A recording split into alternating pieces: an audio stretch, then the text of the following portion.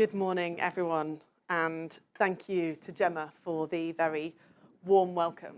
It's an absolute pleasure to be part of this summit and to see so many people who are invested in making sure that young Londoners are able to get on in life. The work of the Mayor's Fund for London is designed to counteract the many barriers to success that young people in London face. And I think that's rarely been needed more than now. There are 160,000 job vacancies in this capital city. Yet 1 in 10 of its young people are not in education, work or training. They're not at school, they're not in a job, they're not doing anything. And that's over 100,000 young people. London is bursting with opportunity, but young people, born and bred Londoners, cannot get hold of those chances. And as the United Kingdom Minister for Employment, I think about that challenge a lot. You hear so much about young people today, particularly, I think, their attitude to work. Now, being young has always been a contested identity. There never actually was a generation of young people that the forces of conservatism didn't write off. From teddy boys to grime, from punk to pink pony club. But I do think there is something specific that we should remember about today's 18-year-olds. Because 5 years ago, they were 13. Today's 19-year-olds were 14. Today's 20-year-olds were 15. Why does that matter? I think you all know the answer. COVID. That precious time when socialising begins was just not possible for today's young people. They sacrificed socialising with their friends in order to keep our country safe. And at the age when they might have been getting public transport to school together with friends for the first time, they were worrying about whether the broadband would hold up so that they could learn at all. At the age when they should have been going to their first house party, they were, in this city, often stuck in housing too small at the best of times, never mind during lockdown. For those young people who are now 21, turning 16 was a uniquely isolating time. It should have been full of fun. Instead, they had to give up those formative teenage years to help save lives. And my conclusion from that is this: we all owe those young people. We really owe those young people. I'm 44 now, and like most old people, I am massively nostalgic for my teenage years. I think about arriving here in London, aged 18, and meeting friends for life. We stayed awake all hours, and I discovered the joy of a 24-hour bus service. But like all nostalgia, the idea that the best thing for today's young people would be to go back to my 1990s past would be wrong. We owe today's young people better than a world where traditional forms of employment routinely exclude people on the basis of a health condition. We owe today's young people better than the London that I knew then, before the end of Section 28, before the Equality Act, before the minimum wage took effect. We owe today's young people a real plan to change their fortunes. Our task is twofold: recognise the unique circumstances in which this generation became adults, and recognise the unique opportunities of being young in a global city like London. The challenges are huge, but so are the chances. Now, the first challenge that we face is health, particularly mental health. And last week, the Keep Britain Working Review published new analysis, which showed the under 35s account for nearly 1 in 4 people out of work due to ill health. And they are almost 5 times more likely than their peers to be economically inactive if they have a mental health condition.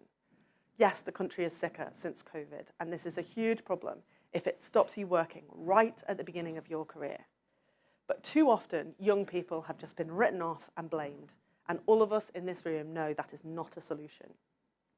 We need to offer young people the right support that addresses the root causes holding them back, and that's why we're investing an extra £26 billion into the NHS, creating more good jobs in every part of the country, and improving the quality of work through our Employment Rights Bill. But good health isn't enough. We know that in London, young people who would really benefit from all of the amazing careers this city has to offer are too often overlooked. Now, across London, community-led initiatives are doing brilliant work. Youth employment and mentoring schemes like the King's Trust and the Baytree Centre, mental health and wellbeing services such as Centrepoint and Spurgeon's, education and skills programme like the Clement Janes Centre, Action for Children and DebateMate. But the system we inherited when the new government came in ran everything from Whitehall, paying no attention to the specific barriers that young people in London face. And we're going to change that with our youth guarantee, which will give every young person their chance to succeed with access to training, apprenticeships, or support for meaningful employment for every 18 to 21-year-old in England. We've got to prepare young people for the world of work. And in London and beyond, it's local leaders who know best how to connect the dots. And I think Holland is here from Lambeth. And it's that local leadership that we really need. Because people know best about their own area, better than in Whitehall, what support and services is available, as well as what the specific challenges are for young people and the talents that they truly have. And that's why we think right across the country, mayoral strategic authorities are well placed to deliver that growth and raise living standards across the country. Alongside the Department for Education, we're working with them as they lead the way by delivering our Youth Guarantee Trailblazers in 8 areas across England, starting from next month with 2 of them in London. Those Trailblazers are backed by £45 million worth of funding. They're going to test how we can bring support together so that no young person falls through the cracks. We are moving on from a Department for Work and Pensions and a government where one size fits all and where the help you get means the same thing everywhere. We'll join up, support, coordinated by and for local communities to make the most of what we already have and help young people grasp the opportunities before them. And we'll also get the help of the Premier League, Channel 4 and the Royal Shakespeare Company and others, making sure that the opportunities that young people get are the best ones going and set them on the path for success. I know the Mayor's Fund for London is in discussion with lots of organisations to provide those kinds of opportunities as well, including the Roundhouse and Somerset House. And I mention arts and cultural organisations and sporting organisations because I think that's where we often find true ambition for our young people, and that's what we want to see. We want to make sure employers get help to recruit talented young Londoners from diverse backgrounds. And so many times when I speak to businesses, including in the capital, they tell me how the labour supply, or the lack of it, is holding their growth back. And yet, at the same time, across this country, we've got nearly 1 million young people on the scrap heap. And we've got a network of around 600 job centres up and down the country that only 1 in 6 employers use to recruit.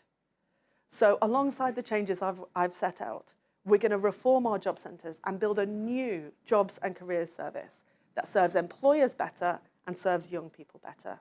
We'll work with them to understand and support their recruitment needs now and in the future. And it's through that good relationship with business that we will deliver for young people. I want the best jobs in this city to be accessible through your local job centre. Because if we want truly inclusive growth, where the incredible economy here in London grows and reduces poverty, this is how we do it.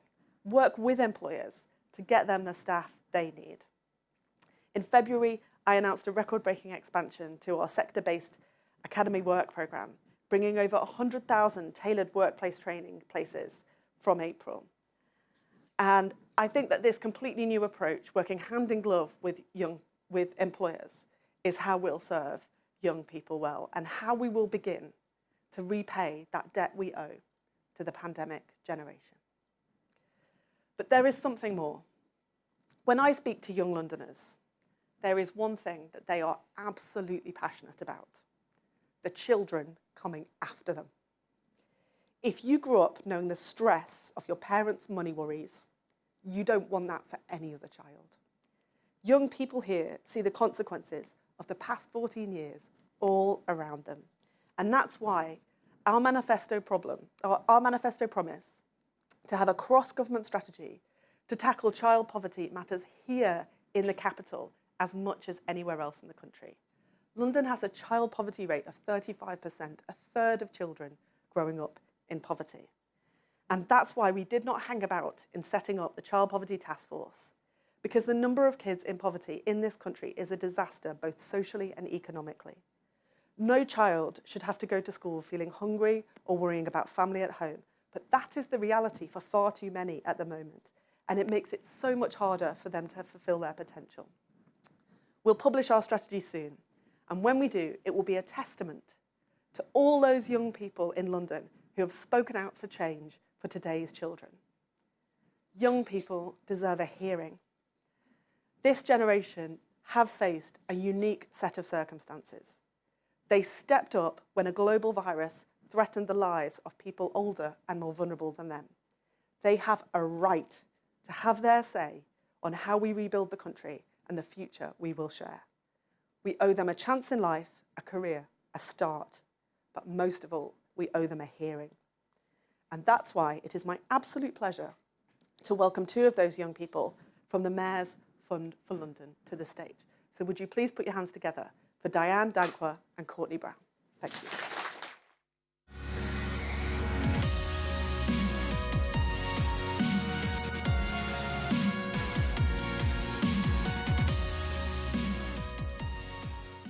Hi everyone, thank you Alison for capturing the experiences of young Londoners so beautifully. I was truly inspired.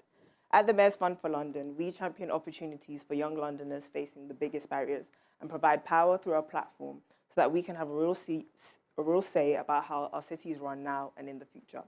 This is why we are honoured to speak at this summit and place young Londoners' views at the heart of this discussion. Beyond today, MFL has placed young Londoners' views at the heart of storytelling. Courtney and I were part of a team of amazing young storytellers and creatives who wanted to hold space and capture the hopes and aspirations for young Londoners. We wanted to discover what their dreams were post-education. We heard some really inspiring paths. We wanted to discover how they felt about politics, and we wanted to see if they saw themselves thriving in the city. But the reality is, many young Londoners are simply trying to survive rather than thrive. They have grown up with disrupted education and childhoods due to funding cuts caused by austerity, lost time in education due to the pandemic, as Alison described, and face economic instability due to the cost of living. The young creatives and I can relate to these experiences and conditions, which made this project that we did even more impactful and youth-centric. Apart from their hopes, we wanted to capture how these barriers have affected their lives and wanted to paint a true picture of what it was like to be a young Londoner today, and move those with influence and power to make real change and partner with projects like this to give young voices a real say in this city and be part of conversations about change. I would like to thank Cllr Foundation, specifically Katie Ricci and Andy Leonard, who are here today. Thank you for funding the creation of Our Tomorrow, which I'll hand over to Courtney to introduce. And thank you for believing in the importance of giving space and a platform for young Londoners to have a real say about our city in our own voices.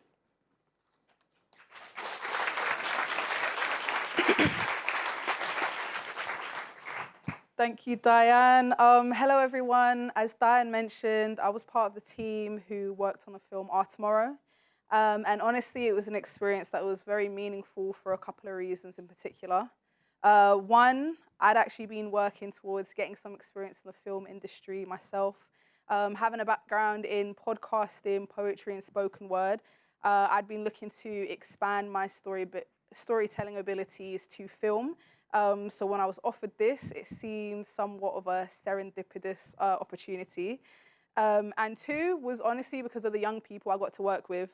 Their lives, their ambitions, and their voices. It really highlighted the next generation's growing pains as they transition into adulthood, but also what they want, in their own words, their future to look like. To capture all of this, film was our medium of choice to represent the different personalities and people involved, showing the positivity and ambition that our generation has. And like I said before, the group of young people we got to work with is what made the film. So I'd like to thank all the young people involved in the project, both in front and behind the camera. Some of them are in the room today. So during the break and the networking section, please take time to speak to the young people involved and ask them what they learned during our project, about any skills they picked up, and also take a minute to get to know us and the different experiences we have growing up in London. No two people are the same, and neither are our stories. Something I often heard is that young people are the future. The truth is, we're already shaping the world right now. One idea, one moment, and one story at a time. So while you're mingling, if you're looking to hire a group of talented people full of fresh ideas and ambition, then look no further, because we're right here today. Feel free to talk to a partner, feel free to talk to a member of MFL and consider partnering with them to help you reach more young people and create these employment opportunities that we need. It's a great chance to be the change that you want to see. Now, without further delay, we'd like to share the short pilot film we made called Our Tomorrow. This short film captures the energy, challenges, and voices of young people today. Every great story starts with a new generation waiting to be heard. We hope that the next 5 minutes can give you a glimpse, if only slightly, into what it's like to be a young Londoner today. Thank you.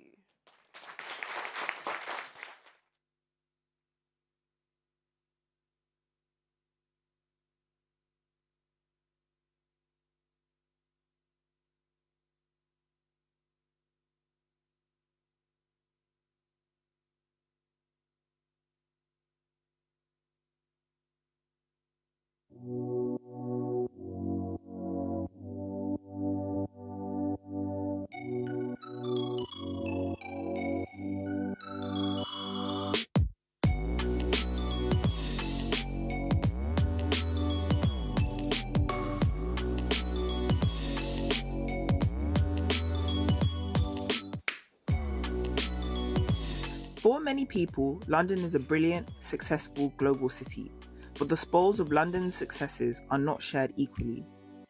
Too many young Londoners face significant barriers to their success. These barriers have increased since the pandemic, cost of living crisis, and reduced opportunities, just to name a few. So finding a path and having the confidence to pursue your passions is not always easy. It can be hard to not lose track of tomorrow. I feel like it's always good to work towards something, like have a goal in mind. Then when I got arrested, I was just thinking about it's either in this role thing, it's like either dead or in jail.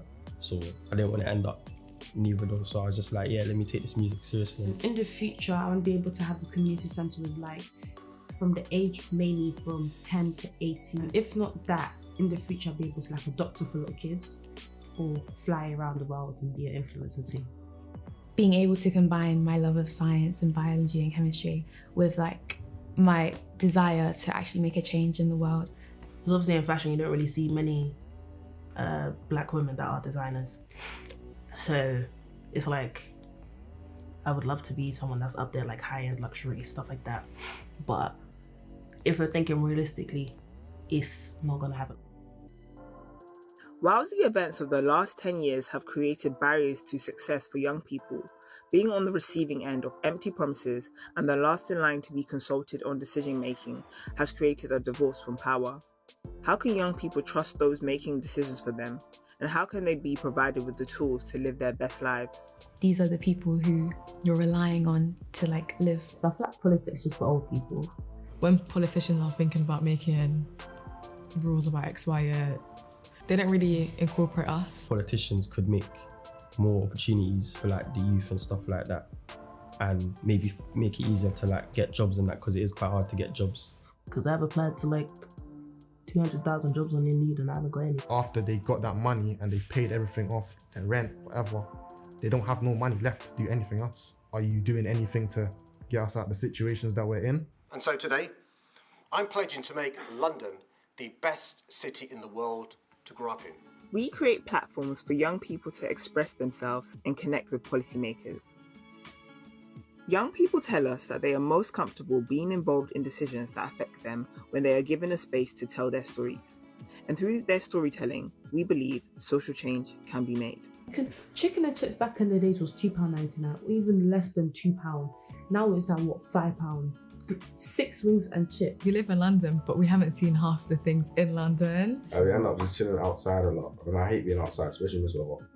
The next 4 years are an opportunity for those with influence to share their power to help build a city in which all Londoners, young and old, can truly thrive. You can always find your you can always find your community in London, always. There's always going to be one community just for you. If I'm scrolling through TikTok or something and I see like an American this in London, I feel like I have a duty to defend it. Where there are barriers, there is also ambition. Where there is uncertainty, there is also hope.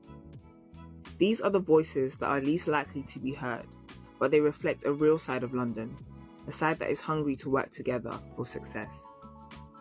To be more youth clubs, more sports, something to keep the youth busy outside. Create spaces where they can go to and just be themselves, free of charge. Just having a support network, having someone tell you that you can, kind of giving you a pathway to get there. It's like, you know, make us feel more safe, make us feel more like we're able to actually live here rather than wanting to always be out fear, like, oh, you know, I'm really scared that's gonna happen and that's gonna happen.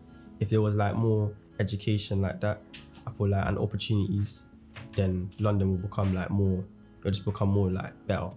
This project has been co-designed and co-produced by young people, from pitch to production, direction to edit. Just pay attention to the people out there, listen to the crowd, listen to the people that are actually giving them what they want. By amplifying their voices and stories, we know these young people can impact and move the heart of the city to ignite change.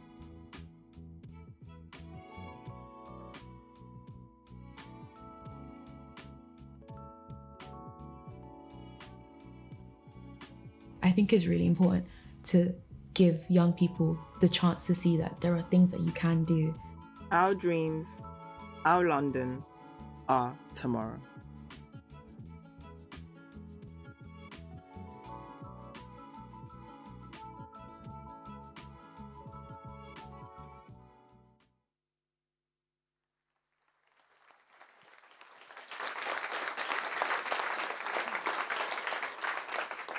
Hi everyone, I'm back again. We hope you enjoyed seeing this snapshot of the stories as much as we enjoyed making them. And we had such a privilege of capturing these stories and inspired to be a part of this project and help us make change for young people that are hungry to create this change. I'm excited to introduce our next speaker, who will bring a London perspective to set a scene for our discussion today. Councillor Cllr Holland, the Chair of London Councils, will share some of the headlines from the London Growth Plan, which London Councils and the Mayor of London launched last month. Please welcome to the stage.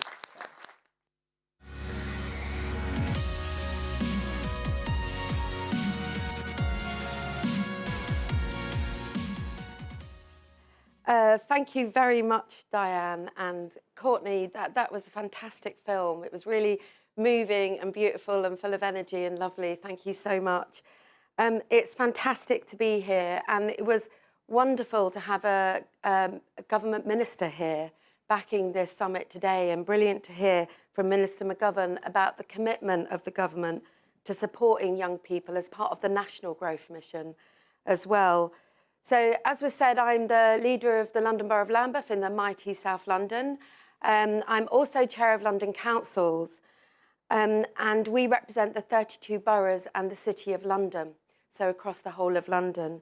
And I know there's a real desire across the capital to work in partnership with you and your colleagues in government, all of us as partners, to ensure that not just nationally but locally we drive growth across the country, and so that all young people can benefit from it. So that's the joint message that we have of every level of government here today in London.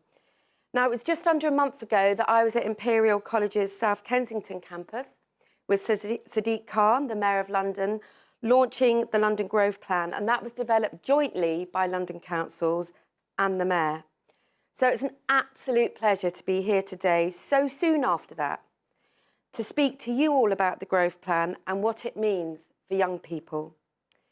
Now, throughout the development of the London Growth Plan, we had two questions at the forefront of our minds in all our discussions. How do we ensure everybody can benefit from the opportunities offered by economic growth in London? And how do we ensure everybody can contribute to that growth? And really, those two things go hand in hand, because realistically, we cannot achieve our full potential as a city until every Londoner fulfills their potential. We cannot get the growth we all want to see unless everyone is able and equipped to play their part.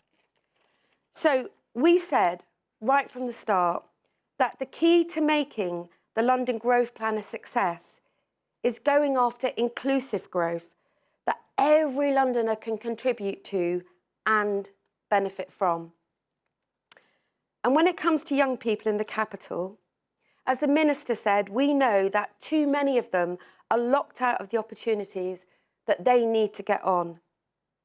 We have a youth unemployment rate in London that is 3.5% higher than the national average. That's more than 100,000 young Londoners who are unemployed. These are brilliant young people in the capital who are able and want to work, but cannot find a job or training.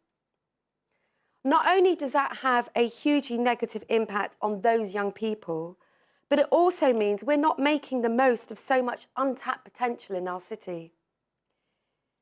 Now, we talk a lot in the Growth Plan about boosting productivity, and some of that is about investing in infrastructure and housing, or supporting the new innovative industries of the future. But it's also about investing in Londoners. And one of the key things we're doing as part of the London Growth Plan is developing a new inclusive talent strategy. This will be our workforce plan for the city, our blueprint to support more people to find jobs and get the skills they need to progress their careers. And young people are a crucial part of that. As boroughs, as the Minister said, as local councils, we already play a really important role in this area. We provide employment support and careers advice to young people to help them find work and connect them with the right opportunities. And the London Growth Plan is a chance to build on that, working in partnership with the Mayor to create a more integrated approach to employment and skills that can ensure the best possible outcomes for young Londoners. It will also be about helping those young people who are facing barriers to work. We know health problems, particularly mental health problems, are the most common reason for economic inactivity amongst young people. And we've already seen the difference we can make in London if we get our health services and employment services to work better together, ensuring people get the care and support they need to live healthier, happy lives and to get into work. We're now working with the Minister and the rest of the team at DWP to deliver 5 trailblazers in London as part of the government's Get Britain Working programme, testing out new and innovative approaches to supporting people into work and tackling the barriers they face. And I'm really pleased to say that 2 of these will have a specific focus on young Londoners, including care leavers, who we know often face particular challenges in finding work. So we've got a real opportunity with the London Growth Plan to turn the page and ensure young Londoners have the opportunities they need, you need, to succeed as individuals, and that we all need them to have if we are to get that inclusive economic growth right across the capital. But the key message I want to get across today to all you young people in the room is that we need to hear from you about what works. Our approach has to be shaped by your experiences and the support you need to access those opportunities. So I'm really, really pleased that we've got the chance today to bring together a huge range of partners from across London and to put young Londoners' views, your needs and your insights at the heart of our discussions. This is going to be a really critical part of shaping that inclusive talent strategy and making sure that as we put the London Growth Plan into action, that young people in London are genuinely benefiting from those changes. So, to help kick that off, I'm now going to hand over to Jim Minton, CEO of the Mayor's Fund for London, and Noah Burnett, who's a member of the Mayor's Fund for London Youth Board. Please welcome them.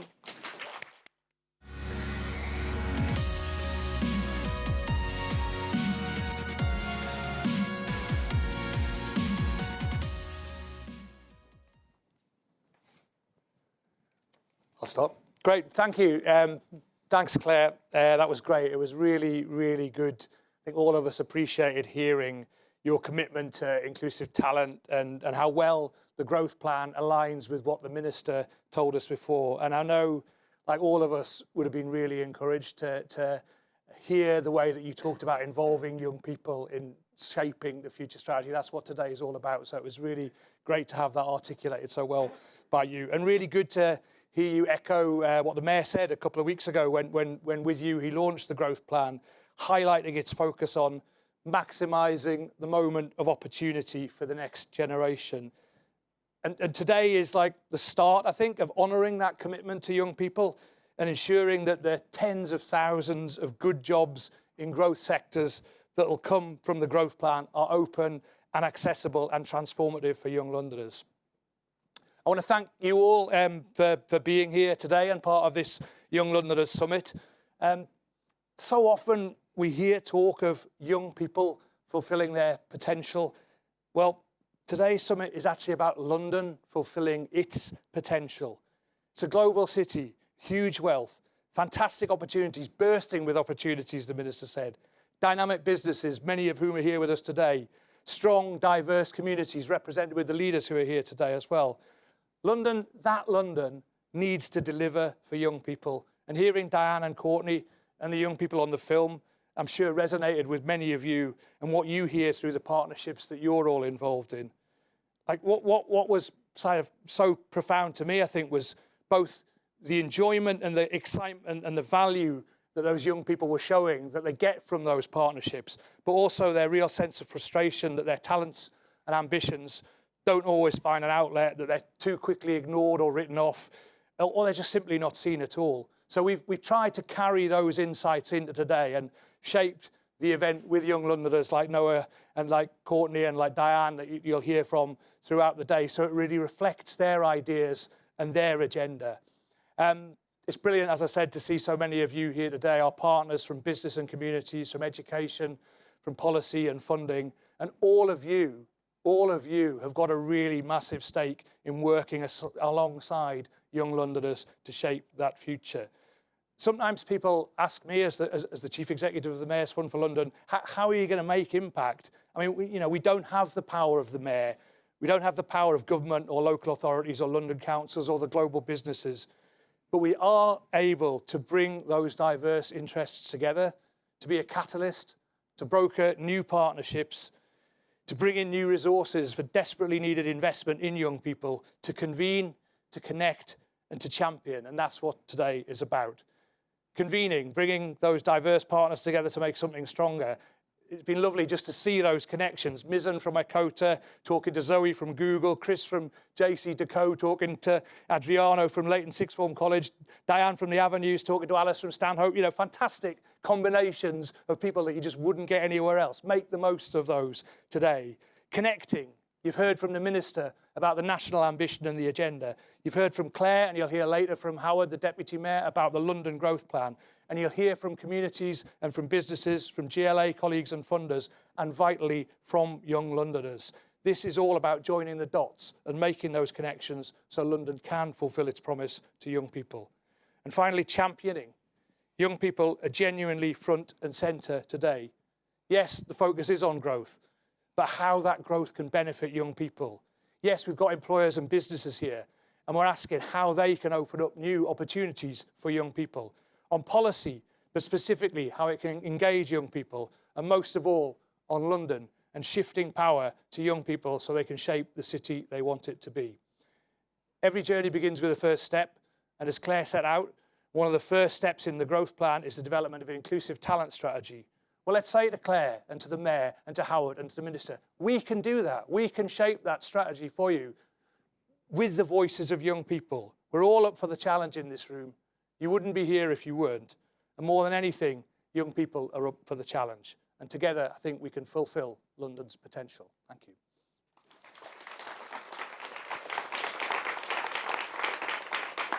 I'll come back and say some thank yous properly at the end, but I'll hand over to Noah now from our Youth Board to lead us into the next session. Noah. Thank you, Jim. Hi, everyone. I'm Noah, and I'm honoured to stand here before all of you, not only as a representative of the Youth Board, but as a young Londoner myself, who dares to dream and believe in a better and fairer London for all its young people. Today, we're here with one shared vision to create inclusive growth. And just so I look out now at everyone here today, I think we'll actually achieve that today, because everyone here shows the promise to actually be able to do something today. And I think looking back at the film you guys made, Our Tomorrow, I think that unique youth perspective is shown through that. And I think the quote by Kofi Annan, who says, "You are never too young to lead and never too old to learn," captures why we're here today at this youth-led summit. We deserve the chance to inform decision makers across every industry about the barriers we face, barriers that too often go unseen. So can my fellow young Londoners in this room, the Youth Board, other young Londoners who've been in our work, just raise their hand quickly. Raise them quite high. Raise them high. Because today, we are seen, we are heard, and we have a seat at the table. Through commitment and cooperation, we have the power to remove barriers and ensure every young Londoner, regardless of their background, experience, or circumstance, are provided with a springboard towards success, where doors are not just opened and unlocked, but are opened in anticipation. So as we move forward today, the Youth Board and I ask you, leaders, policymakers, and businesses, to ensure you think about young people. Don't see us as a token in this conversation, but as partners. Let this summit not just be another conversation, but let it be the spark that ignites real, lasting change for a brighter future. Let inclusivity no longer be a concept, but a reality for every young Londoner. And now I turn for you to discuss this question up there in a minute. What changes could your industries or sectors implement to empower young people? And I know we'd love to hear all of your opinions and views on this during our networking lunch later, and include the young people on the tables in your discussion. Learn from our struggles and help us thrive, because when young people thrive, London thrives. Thank you.